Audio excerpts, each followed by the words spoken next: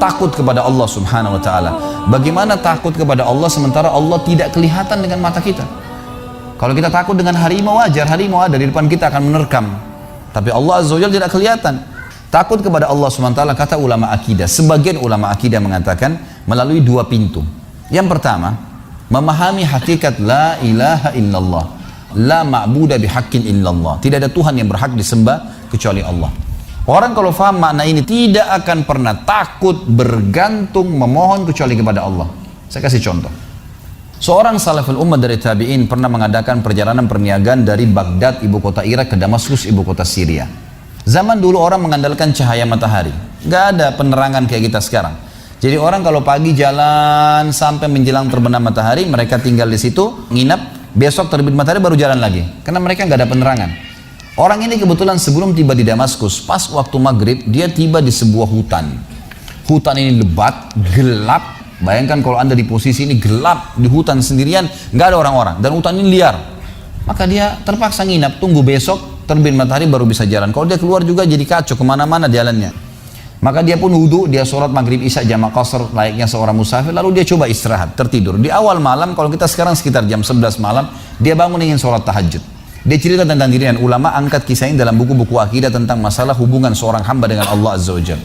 Yang terjadi teman-teman sekalian, pada saat dia sholat, dia bilang, selesai 2 rakaat pertama, saya ingin berdiri ke rakaat tahajud selanjutnya. Tiba-tiba saja di depan mata saya ada seekor harimau meraung dengan keras, siap menerkam saya. Dan kedengaran dari suara harimau dia kelaparan. Saya waktu itu berpikir, kalau saya lari, pasti saya bisa ditangkap oleh harimau ini. Dia lebih cepat, lebih kuat, dan matanya lebih tajam. Apalagi ini lokasi memang tempat dia hidup. Saya tidak bisa buat apa-apa. Maka dia bilang, tiba-tiba saya teringat dengan Tuhan Allah azza wa jalla. Lalu saya berkata pada harimau tersebut, dia berkata, wahai harimau, kalau seandainya Allah yang telah menciptakan kamu dan saya mengutusmu untuk memakanku, aku tidak akan melawan, karena sudah takdirnya. Tapi kalau kau datang untuk mengganggu ibadahku dengannya, bukan karena perintah Allah, maka kau akan minta kepadanya Allah azza wa jalla untuk mematikanmu. Tiba-tiba dikatakan dalam kisah ini, orang saleh ini bercerita, harimau tersebut menundukkan pandangan matanya, meninggalkan saya, tidak jadi memangsanya. Apa yang kita ambil pelajaran daripada kisah ini? Salah satu kebahagiaan seorang mukmin yang kenal Tuhannya adalah tidak akan pernah takut kepada raja zalim, kepada pasukan yang 10.000, 1 juta, apa saja tidak akan pernah ditakutin, karena tidak akan mati kecuali ajalnya datang. Subhanallah, kisah Al-Ala Al-Hadrami, seorang sahabat Nabi yang mulia. Beliau pernah diutus oleh Nabi SAW untuk berperang. Begitu tiba di sebuah mulut hutan, hutan itu agak lebat. Begitu tiba di mulut hutan, beliau ingin menyeberang, tapi beliau utus dulu beberapa pimpinan pasukan, coba cek hutan ini bisa dilewatin nggak? Setelah ngecek, Gebalia mengatakan, wahai Amir, pemimpin nggak bisa lewatin. Ini hutan terlalu lebat, juga kita tidak tahu di mana jalan keluarnya, penuh dengan hewan-hewan buas. Kalau anda paksakan lewat, pasukan anda akan habis. Apa kata beliau? Baiklah, setelah saya bertakbir 3 kali, ikutin saya. Maka beliau pun mendekatkan kudanya lalu berkata, berteriak dengan suara keras, wahai semua yang ada di dalam hutan ini, yang mendengarkan suara saya atau tidak mendengarkan suara saya, kalian tahu kami siapa? Kami adalah utusan Rasulullah SAW berperang di jalan Allah. Maka mudahkanlah jalan kami untuk keluar dari hutan ini. Dalam riwayat ini dikatakan dan yang disaksikan oleh para sahabat, hewan-hewan yang biasa saling memangsa, kayak harimau sama rusa, serigala sama kelinci, semuanya bersebelahan, saling bersatu, berdempetan untuk menunjukkan jalan keluar pasukan mujahidin, sampai mereka keluar tidak digigit 1 orang pun. Kekuatan keyakinan kepada Allah azza wa jalla ini luar biasa. Kisah yang unik yang lain adalah surat Umar bin Khattab kepada sungai Nil. Pernah Amr bin As radhiyallahu anhu, sahabatnya, waktu masuk ke Mesir, begitu beliau dinobatkan jadi gubernur, baru minggu pertama, baru pekan pertama, tiba-tiba air sungai Nil, air sungai hilang, habis. Ini bukan musim kemarau ini, habis, hilang tiba-tiba.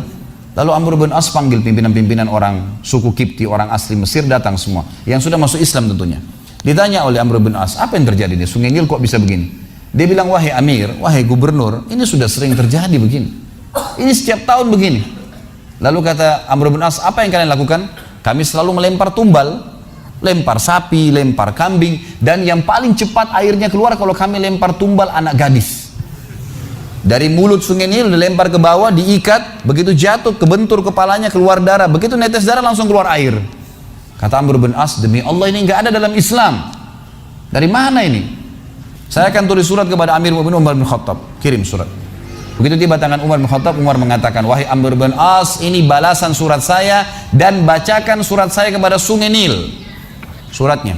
Dari hamba Allah Umar bin Khattab kepada sungai Nil. Kalau seandainya selama ini kau mengalir karena tumbal yang dilemparkan kepadamu, hai Nil, kami tidak ingin kau mengalir selamanya. Tapi kalau kau mengalir atas nama Allah Al-Jabbar yang maha perkasa, maka mengalirlah dengan atas nama Allah itu. Semenjak itu air sungai Nil keluar, tidak pernah hilang sampai sekarang.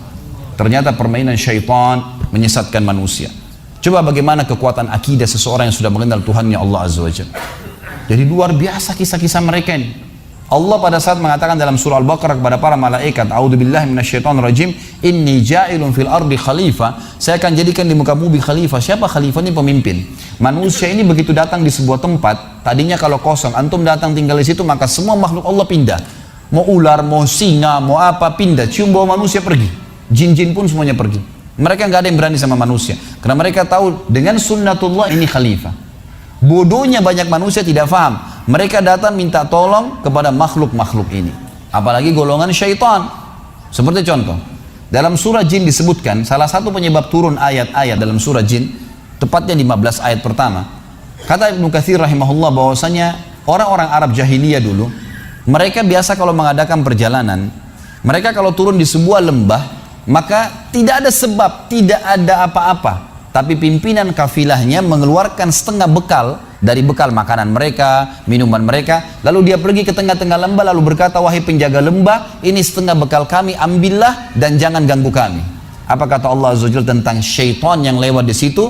Fazaduhum rahaqa. Syaitan-syaitan makin kerjain mereka. Awalnya nggak ada apa-apa. Yang jaga lembah malaikat, yang jaga gunung malaikat, yang tiupin angin malaikat, yang turun hujan malaikat. Semua malaikat nih penuh di muka bumi. Tapi bodohnya dia datang minta-minta kepada syaitan. Selalu kalau orang-orang, maaf saya bahasakan, ini harus diganti definisinya. Banyak orang bilang di Indonesia orang pintar. Ini orang tidak pintar. Orang tidak normal, jangan dibilang paranormal. Karena jauh dari Allah Azza wa Jalla. Ini Allah murka dengan mereka. Jadi mereka datang bersemedi di hutan, di gua, di pinggir lautan. Hari pertama dia bersemedi, syaitannya lewat, syaitannya gak berani ganggu. Ini manusia nih, ini khalifah, pemimpin. Tapi hari kedua, hari ketiga, gak makan, gak minum, buang air besar di situ, buang air kecil di situ. Akhirnya syaitan mulai hari ketiga keluarin suaranya. Iya, kamu mau apa? Ya, saya mau ilmu kebal. Coba perhatikan bodohnya syaitan, terus kemudian membodohi orang yang pintar. Orang pintarnya jadi bodoh juga kena ikut-ikutan. Disuruh apa? Minum darah, minum kencing kamu, makan kotoran kamu. Gimana caranya nih? Seperti ibaratnya orang-orang yang kuliah, Anda kuliah, sarjana, pintar, Masya Allah cerdas, sakit kepala lewat di pinggir jalan. Lewat anak SD, dek sebentar dek, kepala saya sakit. Apa obatnya? Si anak SD bilang, minum kencing saya kak. Bodohnya nih anak kuliah mengatakan, baik sini kencingmu. Dan itu jalan di muka bumi cuma ada dua teman-teman. Jalannya Allah Azza wa Jalla, Allah la ilaha illallah, ujung-ujungnya masuk surga. Juru bicaranya nabi-nabi, diteruskan oleh para ulama sebagaimana sabda Nabi SAW, al-ulama warasatul anbiya, ulama pewaris para nabi. Dilanjutkan oleh para dai-dai. Mau selamat hadir majelis ilmu seperti ini, karena ini memandu ke jalan nabi-nabi dan nabi yang pandu ke jalan Allah SWT. Dan ini adalah jalan yang masuk ke surga, nggak ada jalan lain. Jalan yang kedua dan tidak ada jalan yang ketiga, jalannya syaitan, iblis. Juru bicaranya dukun, peramal, penyamun, penyihir dan ahli maksiat. Berkumpul sama mereka pasti dipandu ke jalan syaitan, ujung-ujungnya neraka. Nggak ada jalan lain dan tidak bisa disatuin, nggak bisa. Orang yang bilang, oh saya cuma pelihara khadam jin muslim, ini sama syaitan itu. Inna syaitana lakum aduun fattakhiduhu aduwa, kata Allah. Syaitan musuh kalian, jadikan musuh. Tahu musuh teman-teman sekalian? Kalau saya lagi berhadapan sama musuh di medan perang, saya pegang perisai, pegang pedang. Lalu musuh saya juga begitu. Kalau saya tidak nangkis, tidak nyerang, diapain sama musuh? Dibunuh pasti. Kalau tidak nangkis, digoda sama syaitan, dibisikin, a'udzu billahi minasyaitonir rajim.